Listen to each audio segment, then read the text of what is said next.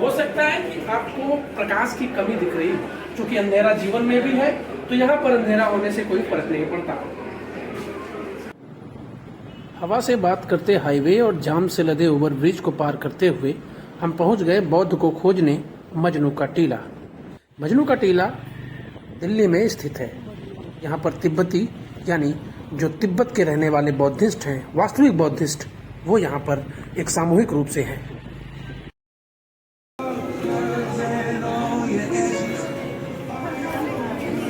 गाड़ी को पार्किंग में लगाने के बाद गेट नंबर 3 से जब हम उस बाजार की तरफ घुसते हैं, वहाँ पर हमें बौद्ध सामग्रियाँ मिलती हैं, यानी बुद्ध धर्म को मानने वालों की दुकानें और उन्हें इस्तेमाल में लाए जाने वाले सामान।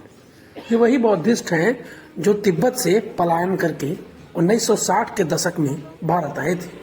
वो शुक्रिया अदा करते हैं पंडित जवाहरलाल नेहरू का कि उन्होंने उस वक्त चाइना से बचाया उन्हें और एक भूमि का टुकड़ा उनके जीवन की रक्षा के लिए दिया। आज यहाँ पर लगभग 360 दुकानें हैं।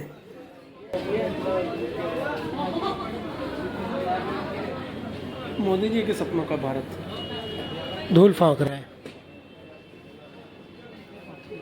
इस स्थान पर 1960 के दशक में 300 से ज्यादा परिवारों ने अपना घर बनाया था।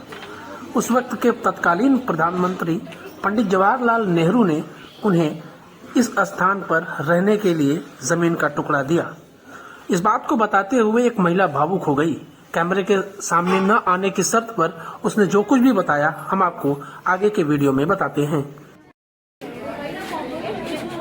हाँ मैंने कर दिया 318। दिल्ली के मजनू का टीला के भीड़ को चीरते हुए हम आपको बौद्ध मंदिर की तरफ लेके जा रहे हैं। काफी संख्या में यहाँ पर लोग हैं जो अपने पसंद की चीजों को खरीद रहे हैं। बड़ी सहजता के साथ चलते हैं। इस अर्थव्यवस्था को हम अंतर्राष्ट्रीय अर्थव्यवस्था कह सकते हैं। तो आइए आपको लेकर चलते हैं।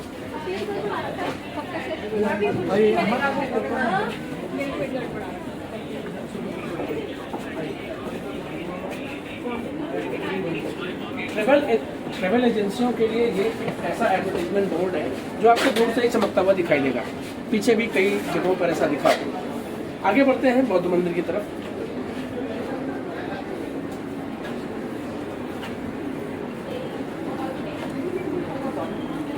बौद्ध मंदिर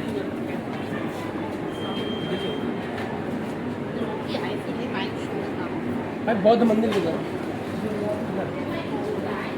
रास्ते को घूमते हुए हम बाएं की तरफ मुड़ चुके हैं। अब जा रहे हैं बनारस की तरफ।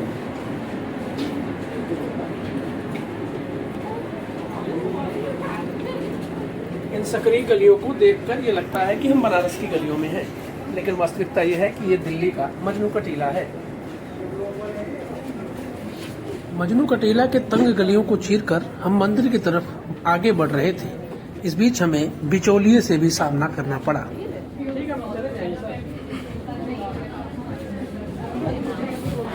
हो सकता है कि आपको मंदिर का रास्ता बताने के एवज में कुछ लोग कुछ और ही उम्मीद लगा बैठे हैं, लेकिन हम खोजते हुए वहां पर पहुंचने की कोशिश करेंगे।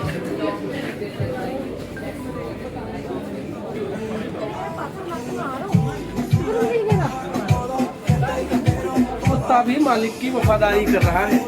दुकान पर मालिक नहीं है, फिर भी कुत्ता वफादारी कर रहा है। आइए।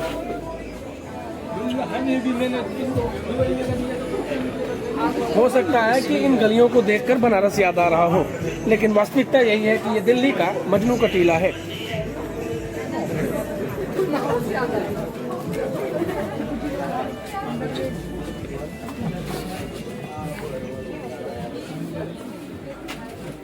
रास्ते चलते जा रहे हैं, मंदिर अभी दूर। किसी से पूछते हैं कि मंदिर बाहर आ गए। मंदिर मंदिर पता है कि बौद्धों का मंदिर कहाँ है? हाँ। अभी कितना दूर होगा? अभी 2-3 मिनट यहाँ तो। आपका शुक्रिया। हुआ समाप्ता।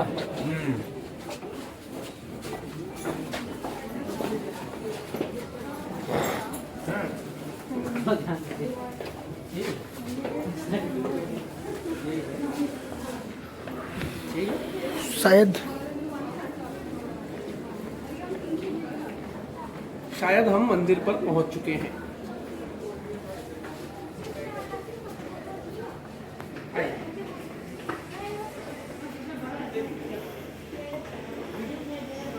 बौद्ध मंदिर की दीवारें अपने आप में एक इतिहास को बताती हैं। हम इस वक्त जहाँ पर खड़े हैं ये बौद्धों का मंदिर है जो कि मजनू कटीला में स्थित है। आप देख सकते हैं तमाम श्रद्धालु यहाँ पर आकर अपने अनुसार अपनी भक्ति को दिखा रहे हैं। चलिए आगे आते हैं। ये मेरे कॉलेज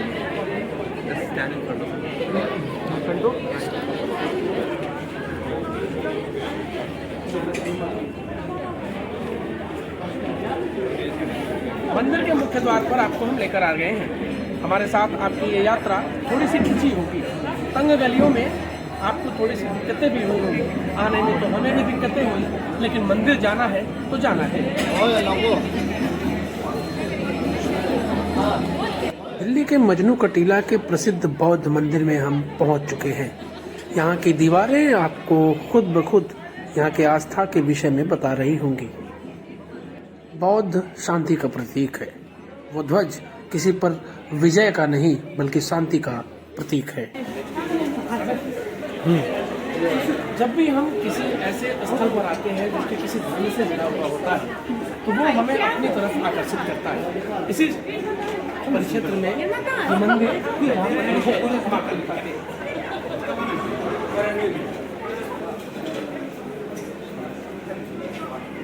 हो सकता है कि आपको प्रकाश की कमी दिख रही हो, क्योंकि अंधेरा जीवन में भी है, तो यहाँ पर अंधेरा होने से कोई फर्क नहीं पड़ता।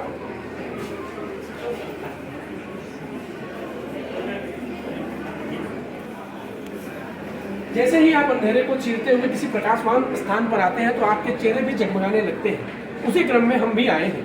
अब आगे देखते हैं कि इसी श्रेणी में यह किस तरीके से है।